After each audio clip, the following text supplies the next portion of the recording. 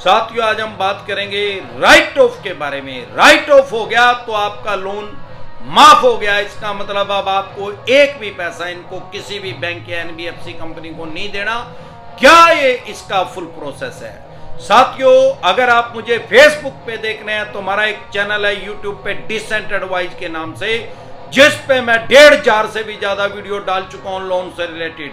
आपको या आपके किसी भी यार प्यारे रिश्तेदार को लोन से रिलेटेड कोई भी दिक्कत परेशानी समस्या अगर आ रही है तो यूट्यूब के सर्च के ऑप्शन में जाके वो प्रॉब्लम लिखें, आगे डिसेंट एडवाइस लिखे, तुरंत प्रभाव से आपकी समस्या का समाधान हो जाएगा। साथियों, राइट ऑफ बीमारी क्या है, राइट ऑफ का मतलब क्या है, सबसे पहले ये समझेंगे।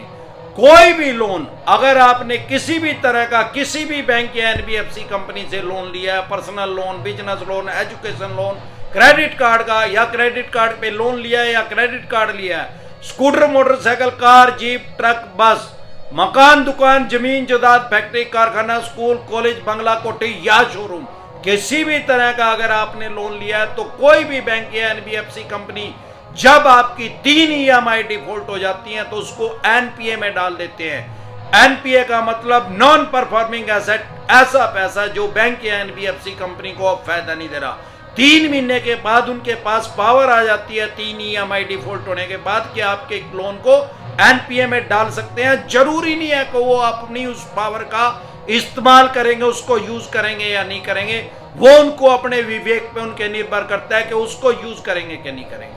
फिर आपको पता ही है, चवन्नी छापों को लगा दिया जाता है, गाली गलौज करते हैं, हरास करते हैं, परेशान करते हैं। लेकिन अगर आपके पास पैसे हैं तो इनके पैसे दे दें और मरा हुआ सांप अपने गले से निकाल ले। लेकिन अगर पैसे ही नहीं है तो राहु केतु ग्रह तो क्या करेगा, दुनिया का कोई ग्रह धरती पे आके आपका कुछ नहीं बिगाड़ सकता। और ये चवन्नी छाप तो शुद्ध ही कुछ नहीं है। इसके अलावा ये करेंगे क्या, एनपीए में कब जाता है कोई, एनपीए में तो 3 महीने के बाद चला गया। राइट ऑफ कब होता है? राइट ऑफ होता है 9 महीने के बाद। 9 महीने से पहले किसी का भी लोन राइट ऑफ नहीं होता। ज्यादा तक जर्नली अगर बात करें तो 9 से 12 महीने के बाद राइट ऑफ हो जाता है, जो कम अमाउंट का होता है। अब बहुत से लोग हमारे से पूछते हैं कि सर कम अमाउंट का क्या है? कम अमाउंट किसको कहते हैं भाई? किसी एनबीएफसी कंपनी के लिए तो 50,000 रुपए भी ज्यादा अमाउंट है और किसी बैंक के लिए 5 लाख रुपए भी कम अमाउंट है। ज्यादातर 2-3 लाख रुपए तक का लोन जो है वो राइट ऑफ होता है।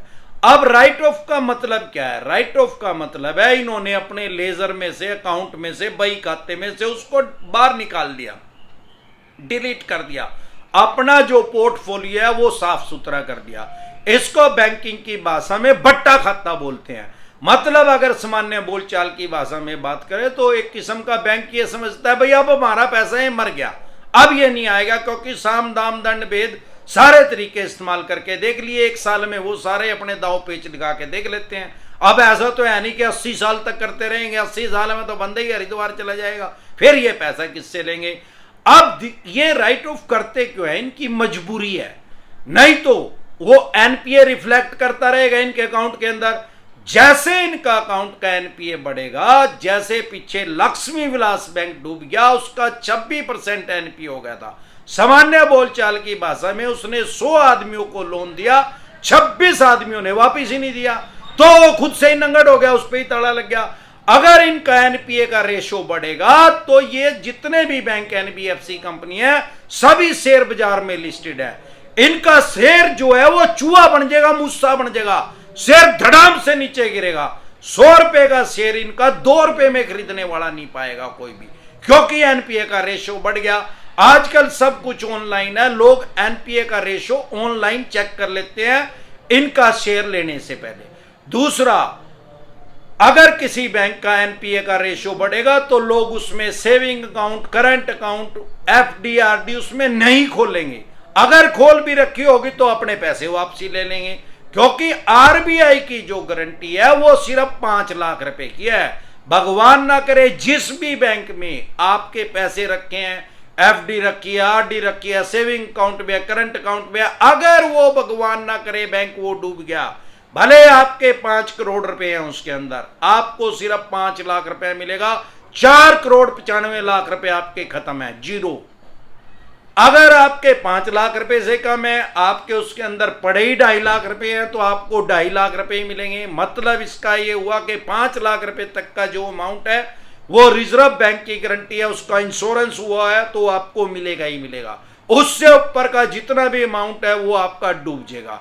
तो लोग क्या करते हैं, जिसका एनपीए जिसका बैंक का बढ़ता है उसमें अपना अकाउंट खुलवाते ही नहीं, उससे बैंकिंग करते ही नहीं, खुलवा भी रखा हो तो अपना पैसा निकाल लेते हैं। क्योंकि जब तक बैंक डूबा नहीं, बैंक के ऊपर ताला नहीं लगा, चाहे भले कितना एनपीए उसका बढ़ रहा हो, बैंक आपका पैसा वापस देने से इनकार नहीं कर सकता। आपके 5 करोड़ रुपए हैं तो 5 करोड़ ही वापस देने पड़ेंगे, चाहे कितना भी एनपीए उसका बढ़ रहा हो। जिस दिन ताला लग गया उस दिन के बाद ये जो गाइडलाइंस है उसके ऊपर इंप्लीमेंट हो जाएगी, लागू हो जाएगी कि भाई सिर्फ 5 लाख रुपए मिलेंगे। इसलिए ये अपना बचाव करने के लिए उसको एनपीए में डालने की बजाय उसको राइट ऑफ कर देते हैं, बट्टे खाते में डाल देते हैं, बीमारी को खत्म कर देते हैं, ताकि वो रिफ्लेक्ट ही नहीं होगा और इनका पोर्टफोलियो साफ सुथरा रहेगा। ज्यादातर कुछ बैंक क्या करते हैं, थर्ड पार्टी को या किसी छोटे बैंक को उसको सेल कर देते हैं 10 से 15% पैसे लेके। फॉर एग्जाम्पल, अगर 5 लाख रुपए का लोन इन्होंने राइट ऑफ किया है तो उसको 50, 60, 70 हजार रुपए में सेल कर देते हैं। अब वो जो दूसरा छोटा बैंक या एनबीएफसी कंपनी या जो थर्ड पार्टी है वो चवन्नी छापों को आपके पीछे लगा के उस 5 लाख के 12 लाख रुपए आपको शो करके भाई इतने लेने, आपके ऊपर दबाव डाल के, प्रेशर डाल के आपसे पैसे वसूल करने की कोशिश करते हैं। क्योंकि उसने लिया ही वो 50, 60 हजार, 70 हजार रुपए में, वो सोचते हैं लाख 1.5 लाख भी आ गए तो ये भी पड़े पाए, हमारे तो पैसे डबल हो गए। अब राइट ऑफ लोग कहते हैं कब हट जाता है, भाई राइट ऑफ तो हरिद्वार जाने तक नहीं हटता। अगर आपने पैसे नहीं दिए तो राइट ऑफ नहीं हटेगा कभी भी, वो हरिद्वार चले जाओगे वो राइट ऑफ नहीं हटेगा। हाँ, अगर आपने उस बैंक एनबीएफसी कंपनी का पैसा पूरा दे दिया ब्याज प्लंटी जुर्माने सहित, जैसे आज जो भी तारीख है, अगर आज हम वो आज तक का सारा पैसा ब्याज प्लंटी जुर्माने सहित उसको भर देते हैं तो राइट ऑफ हट जाएगा और उसमें क्लोज लिखा जाएगा। लेकिन आज अगर आप पैसा दोगे तो जो सिविल में अपडेट होने में 3 से 4 महीने लगेंगे। ऐसी कोई जादू की छड़ी नहीं है कि आपने आज पैसे दे दिए आज ही क्लोज लिख देगा और आज ही आपका सिविल ठीक हो जाएगा, उसमें क्लोज लिखा जाएगा।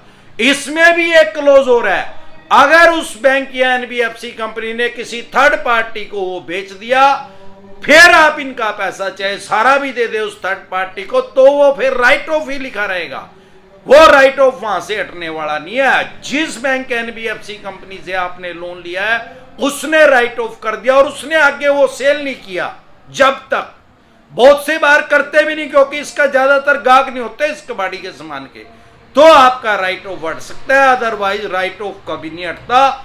इसी तरह की या किसी भी तरह की कोई भी दिक्कत परेशानी आपको या आपके किसी भी यार प्यारे रिश्तेदार को लोन से रिलेटेड आ रही है तो यूट्यूब के सर्च के ऑप्शन में जाके वो प्रॉब्लम लिखें, आगे जैसे ही डिसेंटेड वाई लिखेंगे तुरंत प्रभाव से आपकी समस्या का समाधान हो जाएगा। जो भी अभी आपके माइंड में प्रॉब्लम है, मेरा साड़ा इसको खोपड़ा कहता है, जो खोपड़े के अंदर समस्या अभी आ रही है वो यूट्यूब के सर्च के ऑप्शन में लिखेंगे, तुरंत प्रभाव से आपकी समस्या का समाधान हो जाएगा।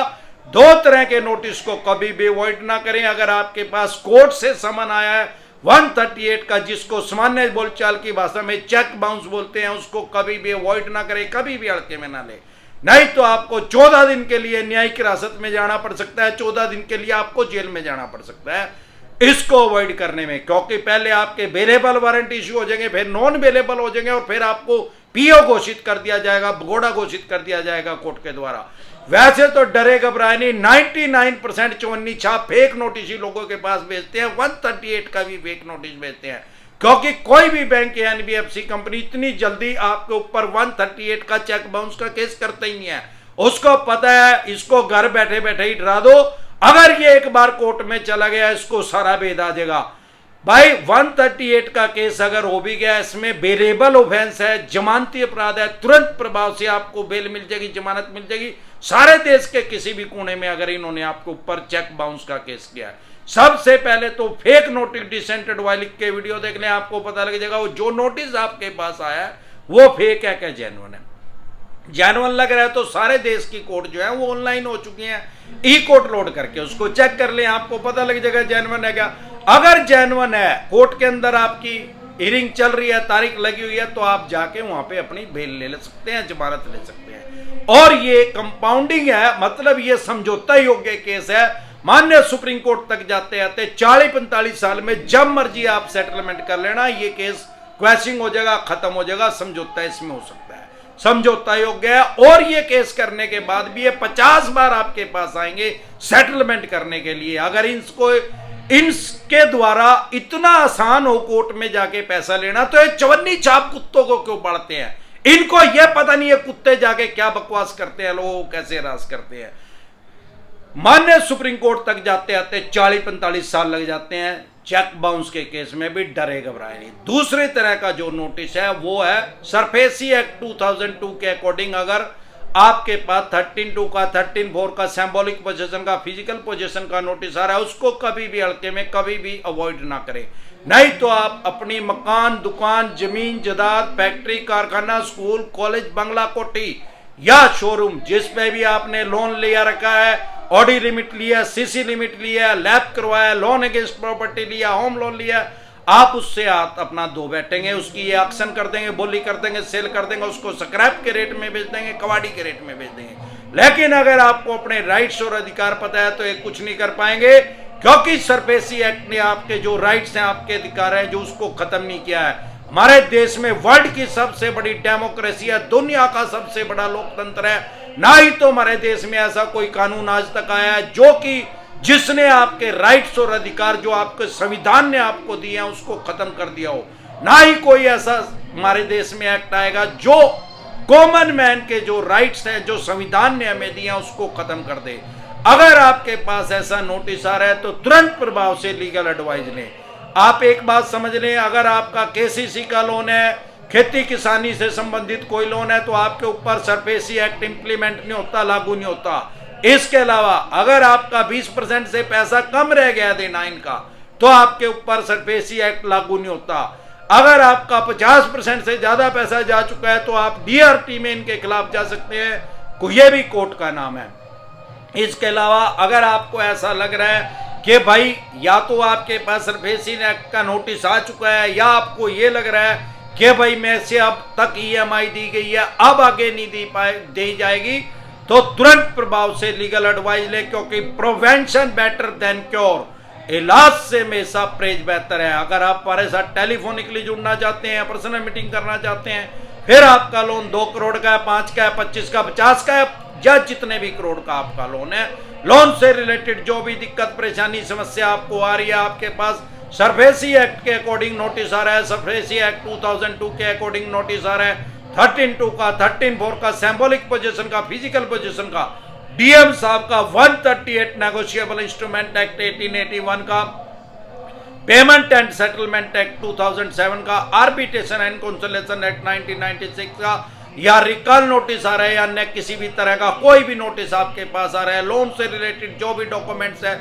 वो सभी लेके आप मेरे से पर्सनल मीटिंग कर सकते हैं, पर्सनल एडवाइस ले सकते हैं, या टेलीफोनिकली भी एडवाइस ले सकते हैं। हमारे साथ जुड़ने का क्या प्रोसेस है, आपकी स्क्रीन पे कमेंट बॉक्स के अंदर एक नंबर आया हुआ है 9306347314। इस नंबर को सेव करके व्हाट्सएप मैसेज करें, तुरंत प्रभाव से रिप्लाई आएगा कि कैसे आप हमारे साथ टेलीफोनिकली जुड़ सकते हैं, पर्सनल मीटिंग कर सकते हैं। एक बार जोर से मिलकर नारा लगाएंगे, समझ गए? जय ससुराल वालों की।